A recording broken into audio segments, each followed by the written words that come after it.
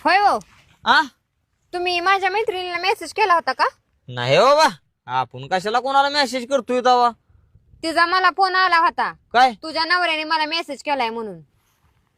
हा हा केला होता असाच मेसेज. काय केलता मेसेज वर? नाही काय जेवली का म्हणून केला होता. अहो पण तुम्हाला काय करायचंय? ती जीव नाही तर उपाशी बसतो, तुम्हाला काय घेणं देणं?